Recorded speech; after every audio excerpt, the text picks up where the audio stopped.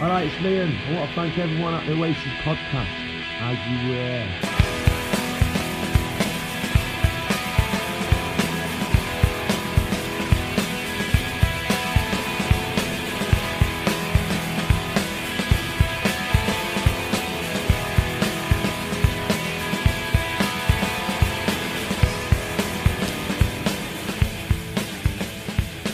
Hello, and welcome back to the Oasis Podcast, the ultimate audio guide to Oasis. Yes, it is me. I've got a really bad cold at the moment, and so rather than inflict my horrible voice on you with constant sniffing and coughing, I have got an AI voice generator to do it for me. You know what? This is a lot easier. I might do this from now on. Today I'm recording this. Well, not actually recording. You know what I mean. On Saturday 14th October, which is National Album Day. So I thought it would be a good chance to go through your guys' ranking of all Britpop albums. A few months back, I ran polls on my Twitter account, asking you guys to score every Britpop album, similar to how we do the Oasis AZ rankings. Now, anytime you have this sort of ranking or poll, you get into the what is Britpop debate. In this case, I am going via my gaff, my rules. If to me, I thought it was Britpop at the time, or looking back, it feels like it was Britpop, then I am counting it. For example, I haven't included more dancier acts like Chemical Brothers and The Prodigy, or heavier bands like TerraVision and Therapy. So anyway, let's crack on with the list, shall we? I won't discuss all of them, but I will jump in and give my thoughts on a few as we go. In 121 St. and last place is No Coincidence by Jocasta, with an average rating of 2.15. I think a lot of these lower rated ones really suffer from people not really knowing them, and so scoring them low because they assume they must be rubbish. This album really isn't rubbish and definitely doesn't deserve to be in last place. It's actually a very good album, very much sounding like 1997 with huge guitars and strings throughout. A big, bold and ambitious album, although unfortunately Jocasta got dropped on the day it released, and they never really recovered.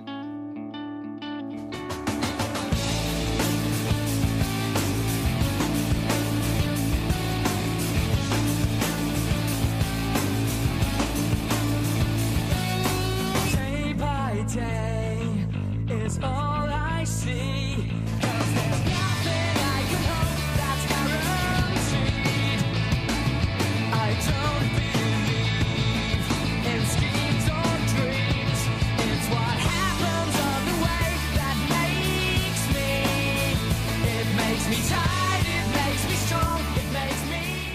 120th place we have Dunce by Molly Halfhead.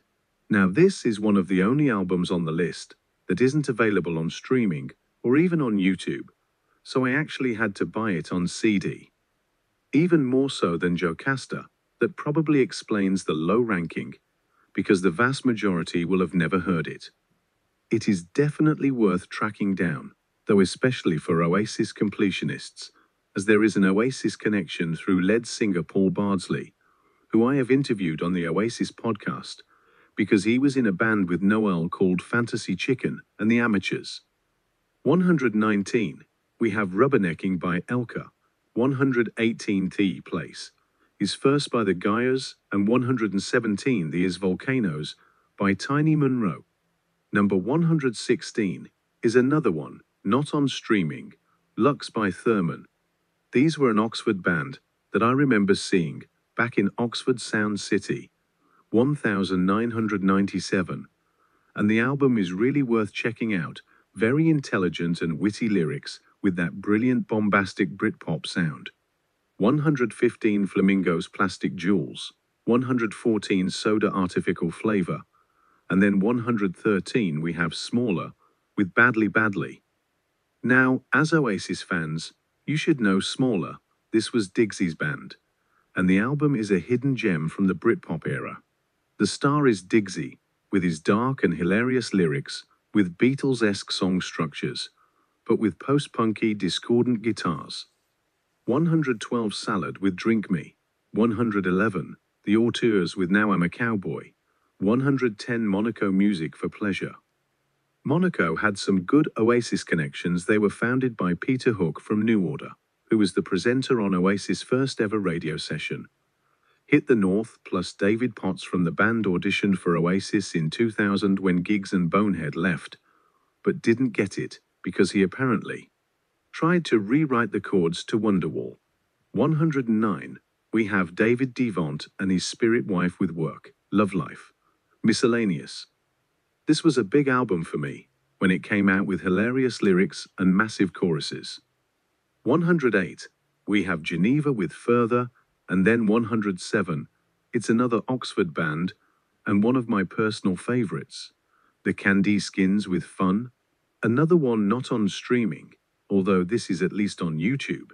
First track, Wembley, is an absolute banger, but the whole album is very special. 106, The Auteurs again with New Wave, 105 Salad with Ice Cream. Sounds delicious. 104 60 F Dolls, The Big Three. 103, These Animal Men, Accident and Emergency.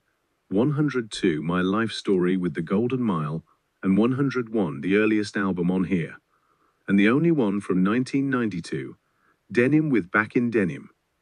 Right into the top 100 at 100, we have Baby Bird with Ugly Beautiful, 99 Wannadies, Be a Girl. That one should be a lot higher up for me. You and Me song is the classic track, but the whole album is great. And just to clarify, yes, they are Swedish, but along with the Cardigans, who we will hear from later, they are honorary Britpop, and so are allowed in. 98, we have Ride with Tarantula from 1996. Ride are a tricky one, because their earlier albums Nowhere and Going Blank Again are typically deemed to be the classics, but they are just too early and shoegazy to count as Britpop. But Tarantula certainly does. Right. Let's try a different voice, shall we? Oh wow, in the words of Mansoon, being a girl, what an experience. And speaking of Mansoon, oh wait, no, it isn't Mansoon next, I didn't time that very well. Oh well, next up it is the Candy Skins again, this time with their better-known Sunday Morning Fever album. This got them a lot more exposure in the UK, especially performing live on TFI Friday, which was a massive deal for me at the time, like your local team getting through to the latter stages of the FA Cup.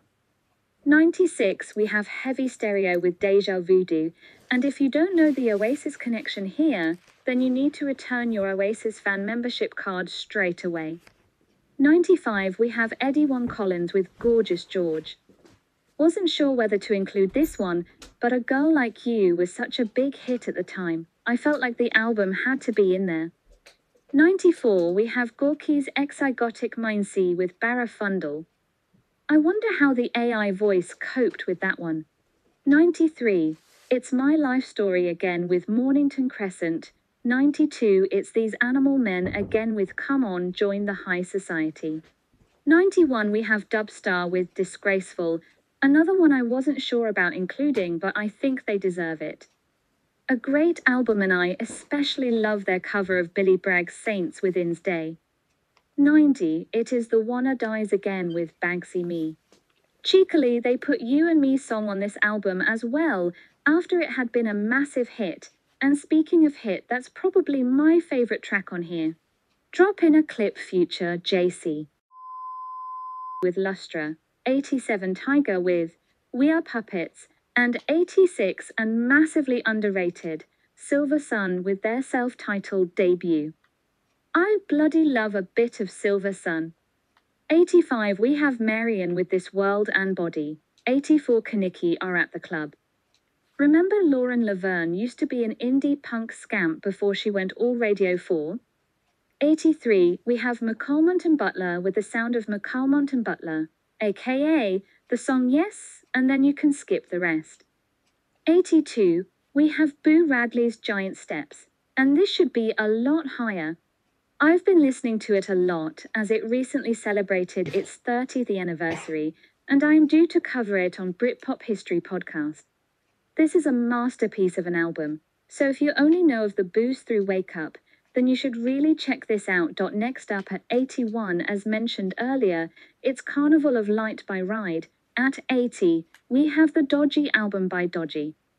This was their debut album released in 1993 before they really found their feet. 79, we have Space Tin Planet, one of only 5 albums from 1998 on the list. It is quite late, but with tracks like Avenging Angels and the Ballad of Tom Jones Duet, with Ceres Matthews being such iconic singles, it had to be on there. And talking of Ceres at 78, we have Catayonia's Way Beyond Blue. At 77, it's the Boo Radleys again with Simon Kids, and then at 76, there's our other honorary Britpop Swedes, the Cardigans with Life. 75, we have another situation similar to Ride with James' Whiplash album. James released multiple albums going back to 1986, but only really Whiplash from 1997, with lead single She's a Star, feels like a true Britpop album. At T74 and 73, we have 2 members of the newly formed supergroup Mantra of the Cosmos, Sean Ryder in Black Grape with their second album Stupid, and So Tough and Tiger Bay. And then at 70 we have Space's debut album, Spiders. If you only know Space from their singles, you should really check it out. It's a really eclectic album. At T69, we have Northern Uproar with Yesterday, Tomorrow, Today. Northern Uproar are often the go-to option when people look to name a bad Britpop band, but they've obviously got a lot of fans seeing as this. Their 2-end and less famous album is as high as this and ahead of some absolute classic. 68, we have Lush Life by Love, another one of those earlier bands that had a foray into Britpop, and this was a great album with some killer singles including Lady Killers, Single Girl, and CIO, a duet with Jarvis Cocker. 67, the Northern Uproar boys are back with their self-titled debut, making Lush the meat in a Northern Uproar sandwich. Not a very pleasant image. Sorry, Mickey. 66, we have Echo Belly with Everyone's Got One. 65, it's Corner Shop with When I Was Born for the 7th Time. I actually interviewed Tajinder from Corner Shop a few years back. There's some fun Oasis connections there. Make sure you check out that episode. 64, we have an album that if you looked up Britpop in the dictionary, it would probably have a picture of Nuisance by Menswear. A fun album with some great tracks, maybe unfairly maligned because they got picked on for the way they got pushed to the moon before they'd even played a gig. 63, we have Olympian by Gene, 62 First Band on the Moon by the Cardigans, and we are starting to get into some proper classic territory here. 61, we have Homegrown by Dodgy. That was their 94 album with Staying Out for the Summer on it. At 60, it's a lesser known one, Whiteout with Bite It. A band that are important in the Oasis story, as they started a tour together as the headliner, but by the end of it following Oasis' supersonic rise, their places had definitely swapped. At 59, we have Boo Radley's Wake Up, which is the highest placed of their 3 on the chart, although I might suggest that's because more people know the song Wake Up Boo and are giving high marks for that than for the albums themselves. 58, it's Travis with Good Feeling. It's the only Travis album included because I feel by the time we get to The Man Who in 1999, we are well into the post-Britpop era. It's almost a shame that more acoustic sound of The Man Who is so successful because Good Feeling was a great album with some bangers, but they would never be that rocky again.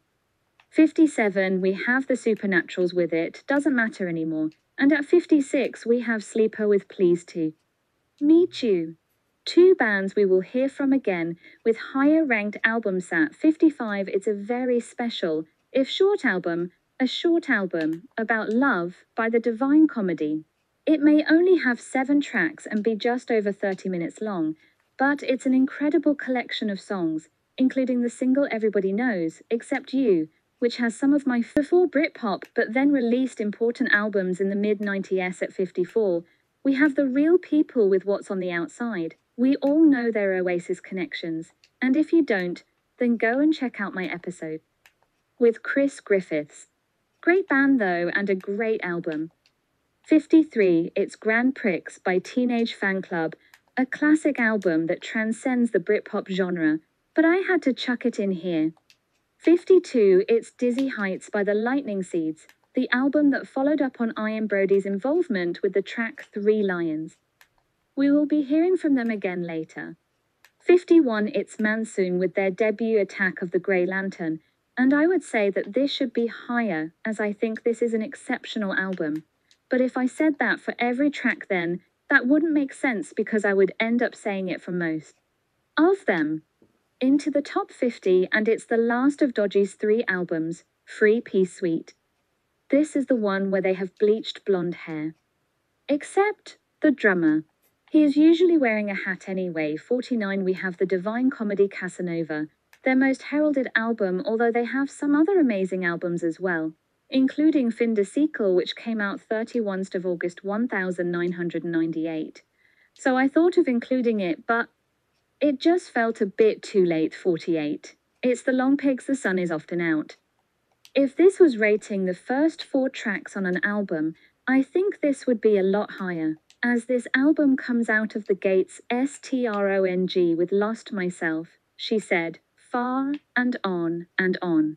It does fall away a bit after though, so maybe they shouldn't have front-loaded it too much. 47. It's Cast. I wonder if the AI voice will say cast like a northerner, like the A in cat, or like a southerner, like the A in art. This is the first of 2 Cast albums, Mother Nature Calls. How high will the other one place?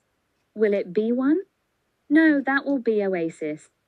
Come on, it's the Oasis podcast for fuck's sake. 46, and interestingly, in a very similar vein to Mother Nature Calls, it's a 1997 release.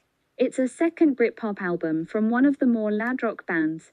It's Marchin' Already by Ocean Colour Scene. They too have another album to show up later.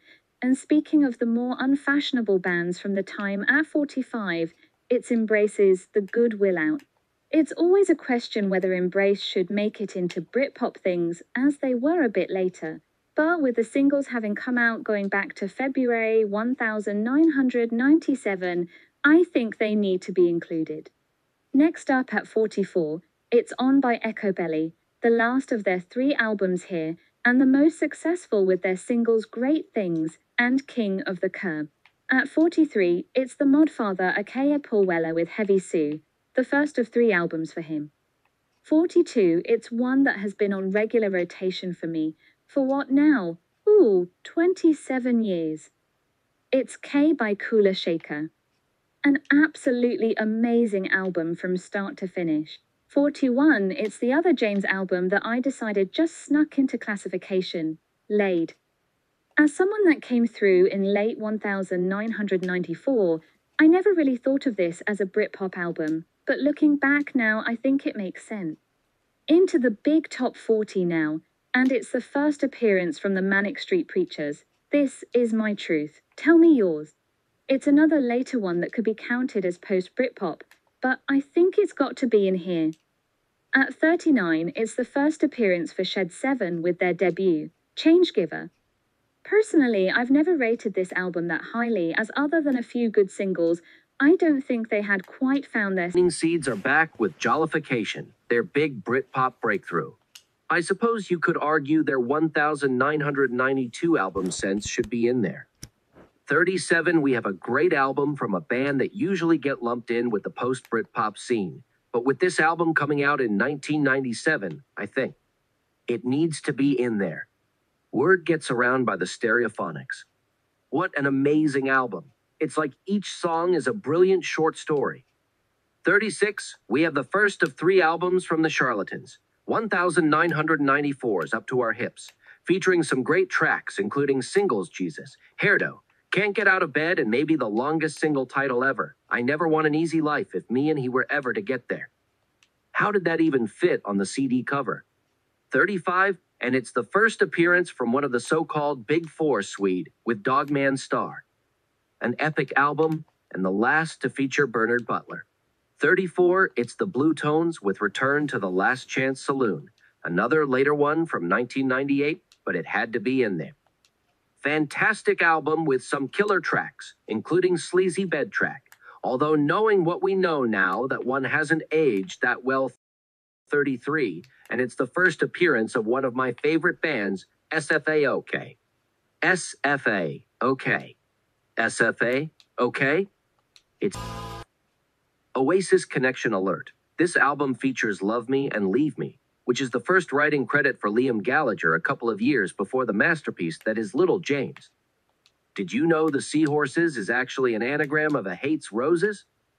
When this was pointed out to John Squire, he said it was a coincidence and they were going to change the name to just Seahorses.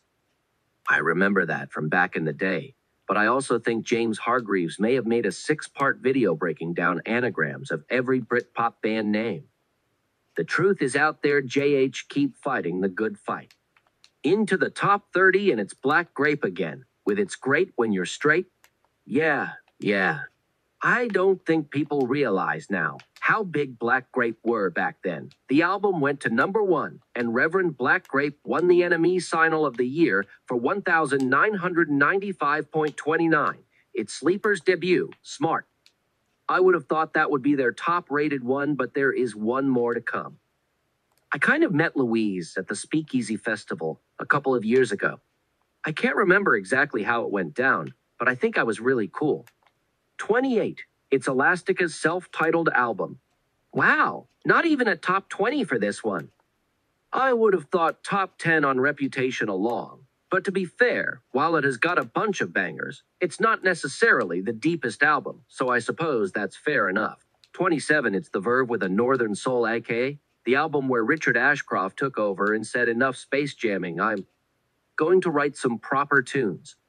History is an absolute classic, and On Your Own would be except for that weird bit at the end when he goes leet. Gotta get rid of this whole inside, and he goes. What was he thinking? Drop in the clip, JC, you know it makes Charlatans with the Charlatans. Come to think of it, that was probably my first exposure to the Charlatans, as it was on Shine 3, which I hammered, and I absolutely loved that track. What a band. What an album. 25 now, and it's Paul Weller again with Wild Wood. Once again, maybe feels a bit early, but it is an incredible album, and Weller was such an important figure in the era that it had to be in there. What a record. 24, it's the first appearance of Supergrass. I wonder if that will come out sounding northern or southern. I suppose if I write Supergrass and put an R in the middle of grass, that will make it definitely sound southern, which it should because they are good Oxford boys. This is a great album, proving the first album wasn't just a fluke and filled with classics like Tonight and Richard I 23. It's the official end of Britpop. With Pulp, this is hardcore. I think Britpop Memories usually points to the release of Party Hard, the last single off this album, as the end of Britpop, and I think that's as good a place as any. It's an incredible album, though. At the time, I was disappointed with the lack of big tunes, but it's one that I often come back to. Interestingly, we now have 3 of the 4 Blur albums included in a row. What are the chances of that, eh? 22, it's The Great Escape. 21, it's Modern Life is Rubbish. And 20, it's Blur a K, a one with song 2 on it. Woo-hoo indeed. That does seem low for those 3 albums, although this was voted for by Oasis fans, so let's be honest, they are lucky to have made the top 100. The other super furry album, their debut Fuzzy Logic. Any album that has a song where a man sings to his hamster to get him to run around in his wheel to use the electricity to power his house, but then the hamster replies asking for food, is a great album. Yes, they did like a bit of the old wacky backsy. Could you tell? At 18, it's the Other Cast album, All Change. This was a massive one at the time. I think everyone in the country had at least 2 copies. 17, it's Suede's self-titled debut, aka the album that started everything. Fair play to them. They were never my favorite, but I have learned to appreciate them, especially Bernard's guitar work. Team Bernard all the way. 16 It's Sleeper the IT Girl. I said earlier that I though smart would be higher, but I suppose this was the one that came out after it was in between her and Louise's mouth and pushed them into the limelight. It's a great album as well, with tracks like What Do I Do Now and Sale of the Century. At 15 It's, wait what? This can't be correct. This must be an error. Start the whole thing again. How the actual fuck can Oasis be here now be 15th? It is the best Britpop album of all time. The best album of all time. Fuck it, it is the greatest work of art of all time. Seriously though, I can understand why it's here. All of these are now averaging 4.3 out of 5, and I can understand why a lot of people didn't give it a 5, especially compared to the other Oasis albums that will have got 5. What the fuck though, 15? Outrageous. Compose yourself. Okay, I'm back. What's next? Ocean Color Scene. Moseley Shoals. Another absolute classic. Personally, I think it gets a bit too chilled later on in the album, but hey, what do I know? I think Be Here Now is the greatest work of art in history. 13 We have another classic. They are coming thick and fast now. It's the Manics with Everything Must Go. Absolutely incredible record from start to finish, and especially when you think what they were going through at the time. Love that band. 12 It's the Charlatans again with Tellin' Stories. And it's another album following up from the loss of a band member. I suppose this was their peak Britpop album with the likes of How High, North Country Boy and The Amazing One to Another. 11 It's Ash with 1977. This is the only Ash album I included, because Trailer isn't a proper album and Nuclear Sounds feels a bit late. This is an incredible album and one I absolutely hammered at the time. Plus it's one I often go back to. I remember my CD player at the time I could program in which tracks to play, and this album was great because I could program in either a bunch of rockers in a row or a bunch of chill tracks in a row. One to avoid though is Sick Track.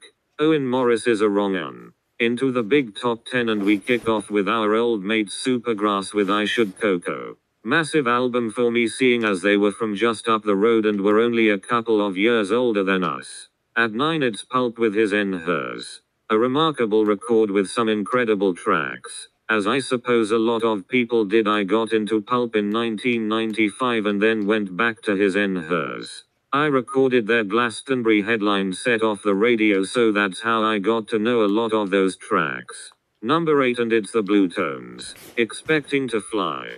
Famously the album that knocked What's the Story Morning Glory off number 1. I remember at the time people said they were a Stone Roses ripoff, but I could never see it. They have a song called Can't Be Trusted, spelt with an R to make it be pronounced. I'd say over the years Shed 7 are the Britpop band whose stock has risen the most over the years. They were pretty much a B or C level band that time, but now they are selling out arenas when a lot of bands that were much bigger than them back in the day struggle to sell out pubs. Just goes to show the quality of the songwriting, I suppose. 6 It's Paul Weller Stanley Road, a really important album and one it was remarkable that Weller was making era-defining albums, almost 20 years on from the Jam's debut. Into the top 5 and it's the Verve Urban Hymns.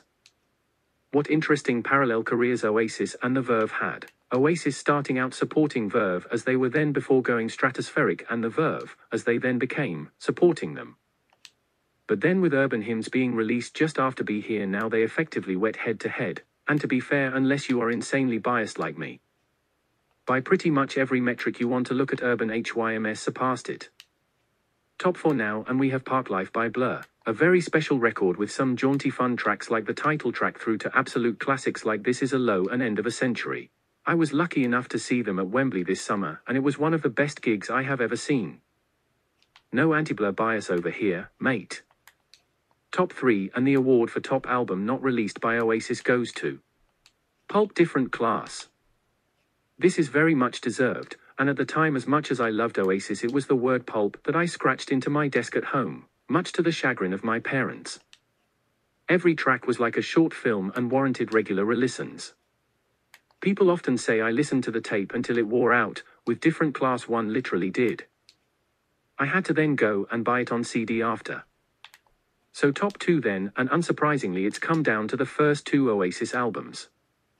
But which has come out on top? Is it the stripped-down indie breakthrough, Definitely Maybe?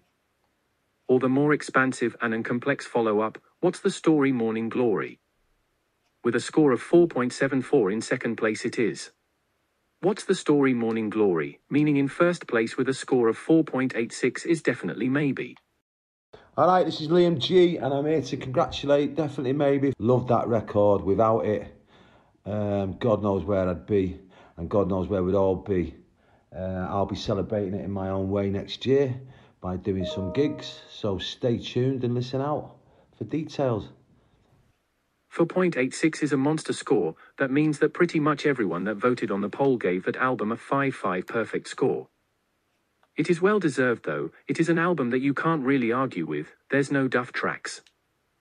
There's some heart-wrenching classics like Live Forever and Slide Away, and then there's some absolutely rip-snorting bangers like Cigarettes and Alcohol and Rock and Roll Star. I can understand why What's the Story came in slightly lower. It doesn't have that overall. And is there any that you've never heard of that you are now going to go and check out? Let me know. Anyway, that will do it for today. Thanks for listening to the Oasis podcast, and most of all thanks go to our patrons. You put your money where your mouth is, and it is greatly appreciated. You can become a patron at, which is where I post bonus episodes, plus you will get access to our community Discord server where all the cool kids hang out. Follow me in all the usual places and feel free to email me oasispod@gmail.com. I will be back very shortly with my real voice for more Oasis-related shenanigans, including a breakdown of the announcement of Liam's Definitely Maybe tour dates next year.